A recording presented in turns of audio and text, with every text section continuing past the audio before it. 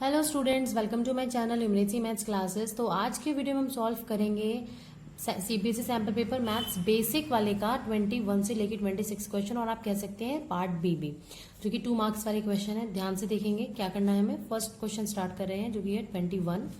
Find the coordinates of the point which divides the line segment. ये divide वाला question आ गया है, 3:1 ratio है और ये 2 कोऑर्डिनेट्स है, यानी कि इसमें लगेगा हमारा सेक्शन फॉर्मूला। सेक्शन फॉर्मूला होता क्या था, एक बार फटाफट रिवाइज कर लेते हैं अगर नहीं याद है तो। x1 y1 and x2 y2 दो कोऑर्डिनेट्स गिवन होते थे, रेशियो m1 रेशियो m2 में गिवन होता था।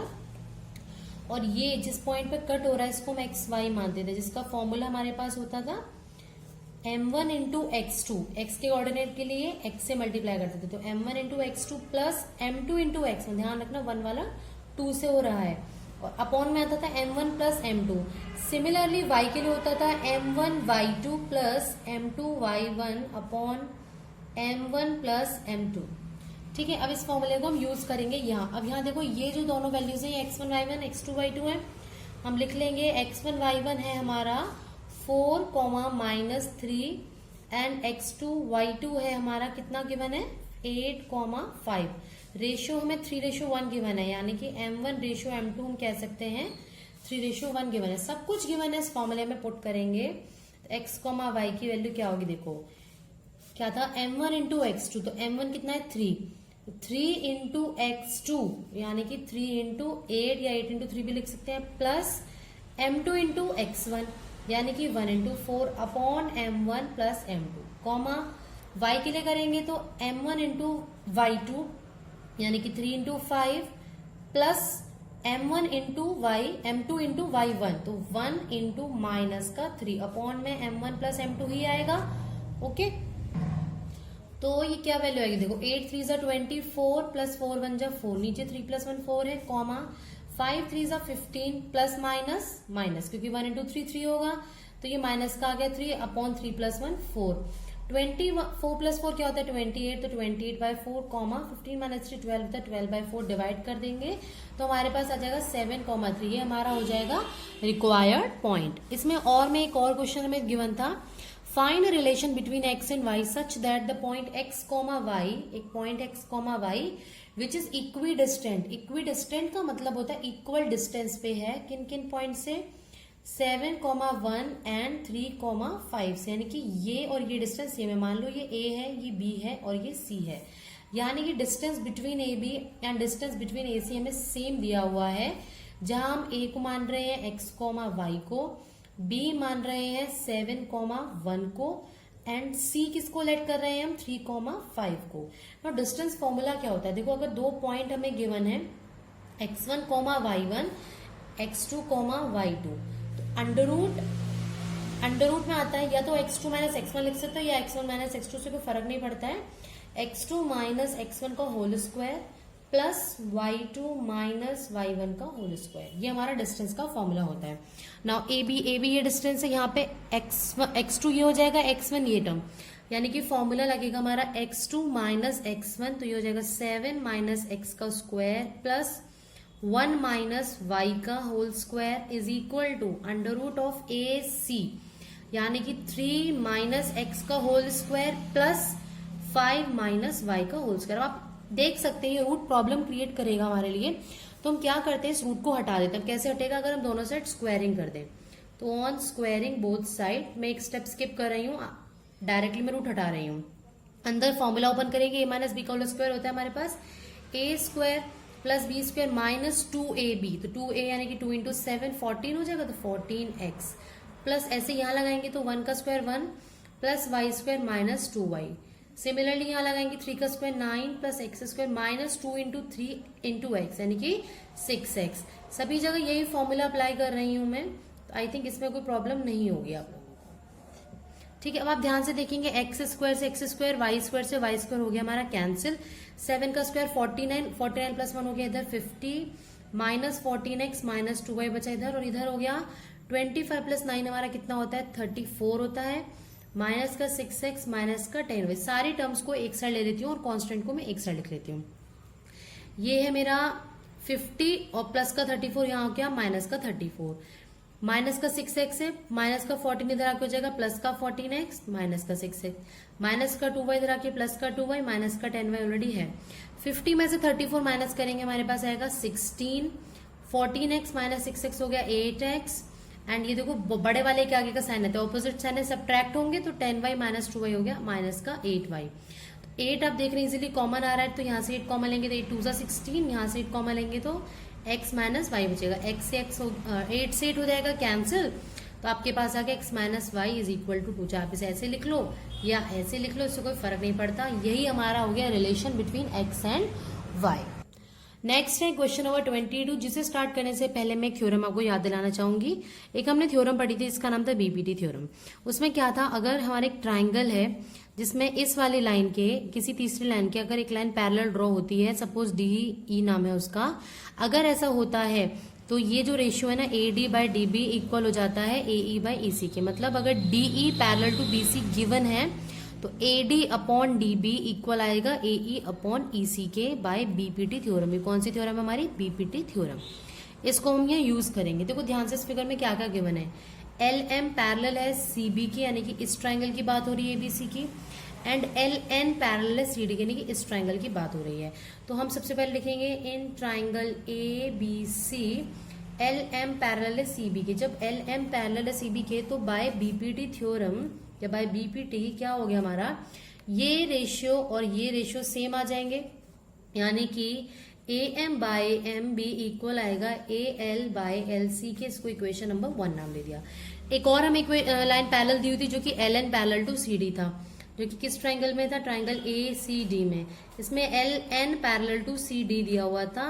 सो बाय बीपीटी आपका क्या आ गया, A N by N D, ये देखो A N by N D is equal to A L by L C. ये इक्वेशन नंबर हो गई आपकी 2। अब ध्यान से दोनों फर्स्ट और सेकंड इक्वेशन को ऑब्जर्व करो तो आप देखोगे दोनों का राइट हैंड साइड सेम है। जब दोनों का राइट हैंड साइड सेम है तो दोनों का लेफ्ट हैंड साइड भी सेम होना चाहिए, क्योंकि दोनों आपस में इक्वल है। सो हम लिख लेंगे from equation 1 and 2 A M by M B equal आ गया हमारा A N by N D के। हैंस प्रूव्ड हमें यही शो करना था। आई होप क्लियर हो गया होगा ये क्वेश्चन सभी को। नेक्स्ट क्वेश्चन है 23rd क्वेश्चन चैप्टर 10 से। अ क्वाड्रिलेटरल ABCD, एक quadrilateral ABCD is drawn to circumscribe a circle. एक ये जो है एक क्वाड्रिलेटरल है, इसके अंदर एक सर्कल बना हुआ है, हमें शो करना है AB plus CD is equal to AD plus BC। अब इस क्वेश्चन को स्टार्ट करने से पहले एक कॉन्सेप्ट याद दिलाती हूँ मैं आपको। एक हमारा थ्योरम थी, अगर एक सर्कल है किसी एक्सटर्नल पॉइंट से अगर दो टेंजेंट ड्रॉ किए जाते हैं सेम पॉइंट से, तो उन टेंजेंट की जो लेंथ होती है, मतलब अगर ए से बी तक है और ए से सी तक है, टेंजेंट हमेशा ध्यान रखना पॉइंट को जरा सा टच करके आगे निकल जाता है तो हम यहीं तक लेंथ मानते हैं, ठीक है। तो A B will be equal to A C होता है। Line drawn from tangent drawn from a external point will be equal. तो हम यहाँ पे देखो ए पॉइंट से ये ए पी और ए एस टेंजेंट है, बी पॉइंट से बी पी और बी क्यू टेंजेंट है, ऐसे सी पॉइंट से सी आर और सी क्यू इक्वल है, एंड डी से डी आर और डी एस। तो हम यही लिखने वाले हैं ना। हम सबसे पहले लिखेंगे tangent drawn from an external point are always equal. जब इक्वल होते हैं देयरफॉर हम लिखेंगे A P is equal to हो गया हमारा A S equation 1, B P is equal to हो जाएगा बी क्यू के इक्वेशन 2। सिमिलरली सी पॉइंट से ये दोनों टेंजेंट है तो हमारा इक्वल हो जाएगा C R is equal to C Q के इक्वेशन 3, एंड यहां से इक्वल हो जाएगा हमारा D R is equal to D S. अब लिखते टाइम आपको ये ध्यान रखना है कि हम बाद में ऐड करेंगे। हालांकि बीपी बीक्यू इक्वल है तो आप इसे B Q is equal to B P भी लिख सकते हो और B P is equal to B Q भी, लेकिन अगर आप B Q is equal to B P लिख देते और इक्वेशन को ऐड करते तो एपी में बीक्यू ऐड होता, बट एपी में बीक्यू ऐड करने से हमें कोई फायदा नहीं मिलता। एपी में बीपी ऐड करने से ए बी तो मिलेगा एटलीस्ट। तो लिखते टाइम ध्यान रखना है बीक्यू के साथ सी क्यू लिखना, सी क्यू सी आर वाली लाइन के साथ डी आर आनी चाहिए इस तरह से, ठीक है। अब इन चारों इक्वेशंस को हम कर देंगे ऐड। ऑन एडिंग इक्वेशन, क्योंकि हम दिख रहा है ना साफ साफ A B plus C D बन रहा है, इनसे ए बी बनेगा इनसे सी डी बनेगा, ऐड कर देते हैं। On adding equation 1 and 2 and 3 and 4 तो हमें मिल गया इधर देखो ध्यान से A P plus B P plus C R plus D R is equal to A S plus B Q plus C Q plus D S. अब ध्यान से देखना, ए पी और बी पी तो ऐड हो जाएंगे, सी आर और D R भी ऐड हो जाएंगे, यहाँ बी क्यू और सी क्यू ऐड हो जाएंगे, ये ए एस और डी एस को इकट्ठे ऐड करना पड़ेगा ना। ए पी और बी पी ऐड होके बनेगा A B plus C R और डी आर को ऐड करके बनेगा सी डी, बी क्यू और सी क्यू को ऐड करके क्या बनेगा देखिए बी सी, और ए एस और डी एस को मैंने पहले इकट्ठे लिखा नहीं था तो मैं इस टाइप पे लिख लेती हूँ। तो ये आ गया मेरा A B plus C D is equal to B C plus A S plus D S add होके बनेगा हमारा ए डी। तो यही हमें शो करना था। तो क्वेश्चन आप थोड़ा सा ध्यान से देखेंगे तो आपको देख के ही समझ में आ जाएगा, इसलिए क्वेश्चन को एक बार ध्यान से देखना बहुत जरूरी है। अपने कॉन्सेप्ट एक बार रिवाइज कर लें, क्या क्या कॉन्सेप्ट हमने पढ़ चुके हैं, उसके बाद ही क्वेश्चन ट्राई करें।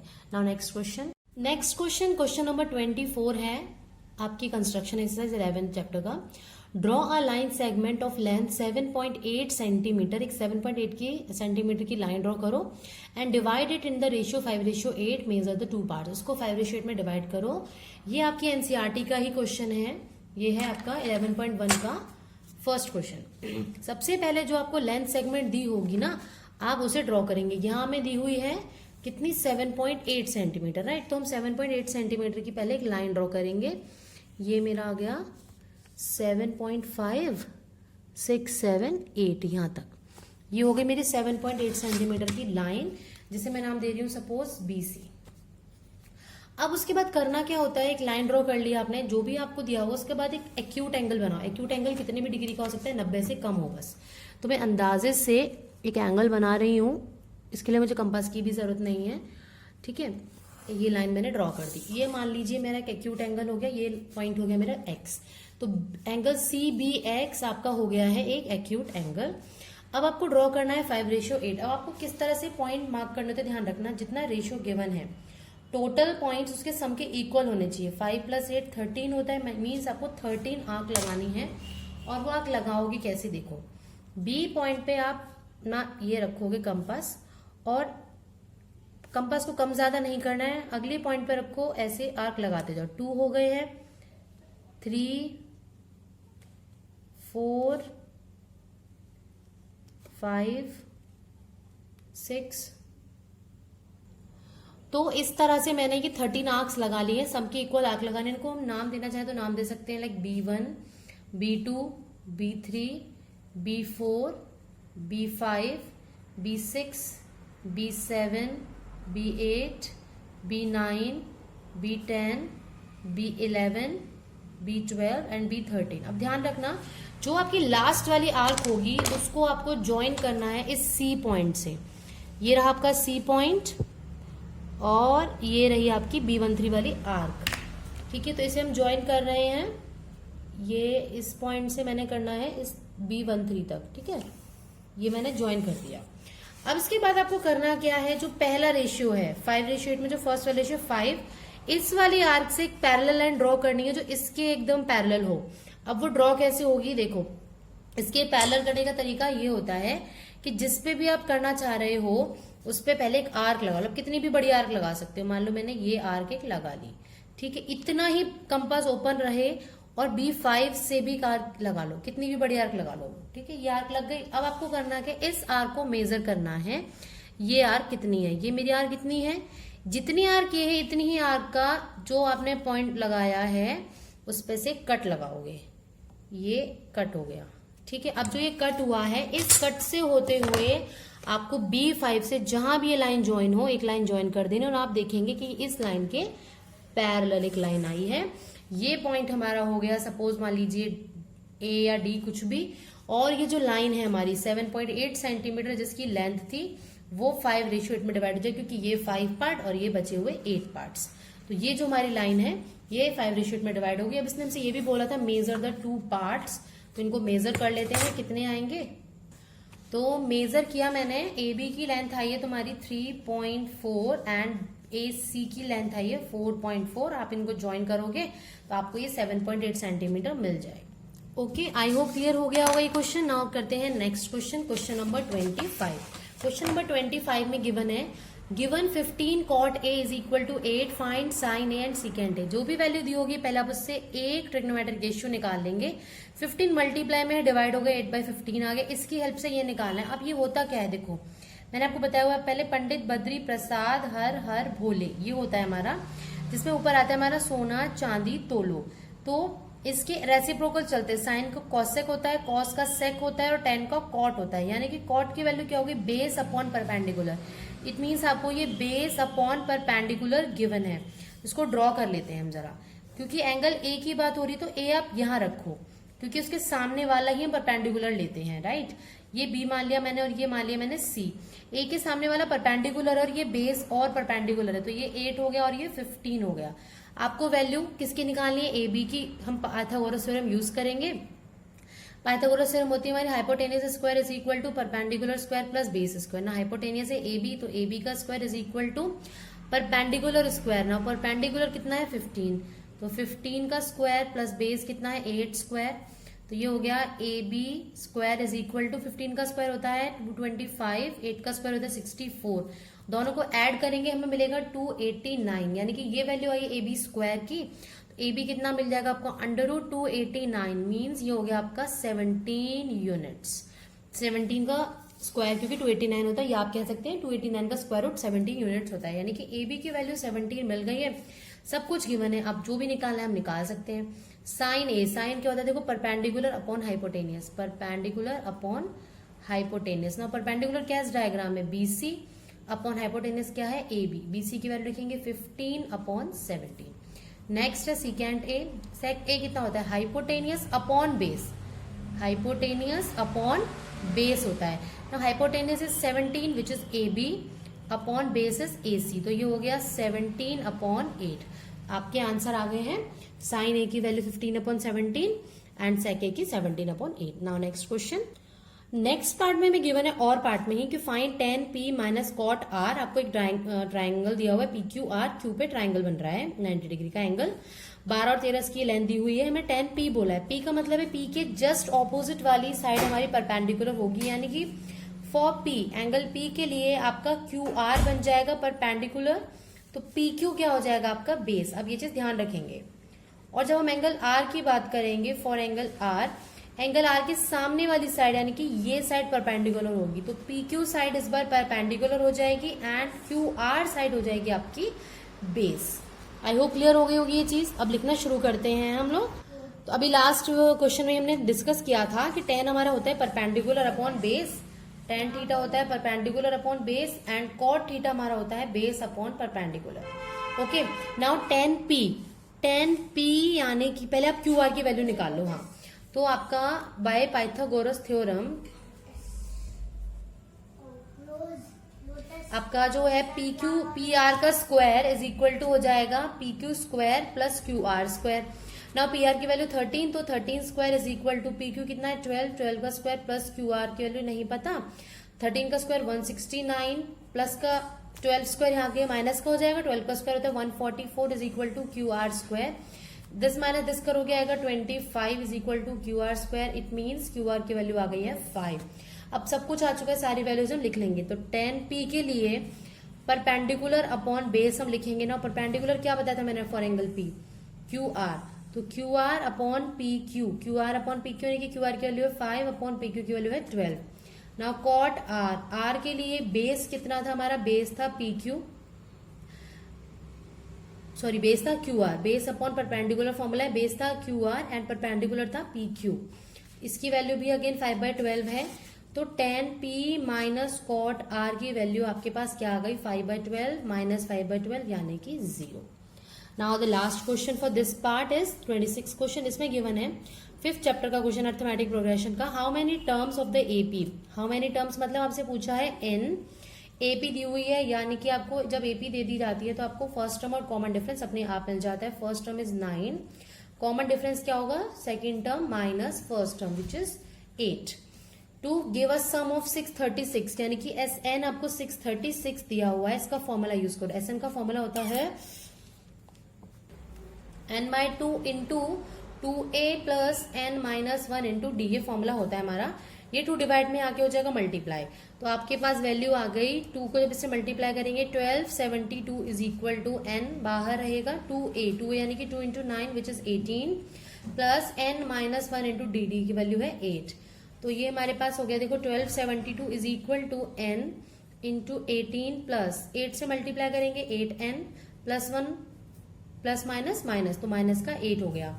तो ये वैल्यू आ गई 1272 is equal to n into 18 minus 8 हो गया आपका 10 प्लस 8n। अब इस n से मल्टीप्लाई कर दो अंदर तो हो गया 10n प्लस 8n का स्क्वायर। तो आपके पास एक क्वाड्रेटिक इक्वेशन आ गई है 8n square plus 10n plus का 1272 इधर आके हो जाएगा माइनस का 1272 इज इक्वल टू 0। अब क्लियरली देख सकते हैं इसमें से मैं क्या कॉमन ले सकती हूँ 2 कॉमन लूंगी इधर, तो इधर जाके डिवाइड में वो हो जाएगा 0, तो मैं डायरेक्टली लिख देती हूँ 2 4 जा 8, 2 5 जा 10, यहाँ पे 636 आएगा, जो भी हमने 2 से मल्टीप्लाई किया था ना वही हट गया, इज इक्वल टू 0 हो गया। अब ये फैक्टराइज करना थोड़ा सा मुश्किल है, बड़ी सी टर्म है, इट्स बेटर कि मैं इसमें क्वाड्रेटिक फॉर्मूला वाला अपना क्वेश्चन यूज करूं, डिस्क्रिमिनेंट रूल वाला, which is minus B plus minus under root B square minus 4ac upon 2a। चाहते हो तो बना सकते हो, इतनी कोई बड़ी बात नहीं है, बट ये फॉर्मूला यूज करने में दिमाग नहीं मारना पड़ेगा हमें ज्यादा। एबीसी क्या होता था, ए होता था इसका कोफिशिएंट, बी होता था इसका कोफिशिएंट, सी होता था हमारा कांस्टेंट नंबर।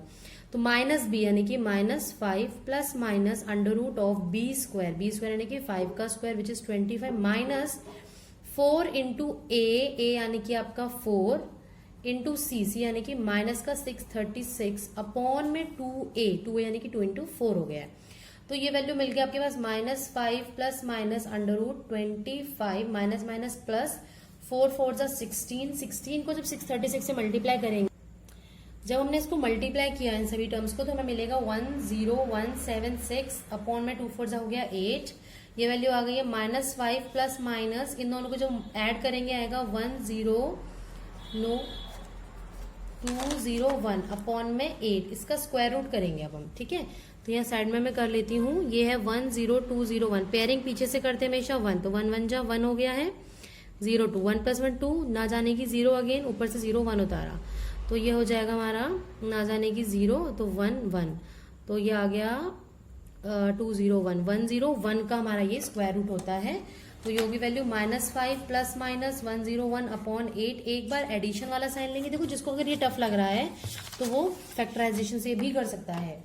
तो माइनस 5 माइनस 101 अपॉन 8, तो इसको तो लिखने का फायदा ही नहीं है क्योंकि ये टर्म एक नेगेटिव टर्म देने वाली है और n कांट बी नेगेटिव। भाई नंबर ऑफ टर्म्स कभी भी नेगेटिव या फ्रैक्शन में नहीं हो सकती, आप ध्यान रखेंगे।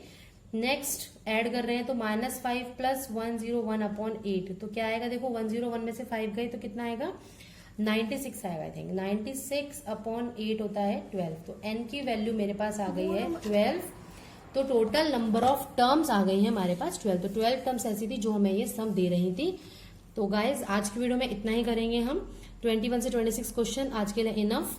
कल करते हैं नेक्स्ट वीडियो जिसमें हम करेंगे सेक्शन नेक्स्ट वाला। तो मिलते हैं नेक्स्ट वीडियो में, तब तक कीप वॉचिंग एंड बाय।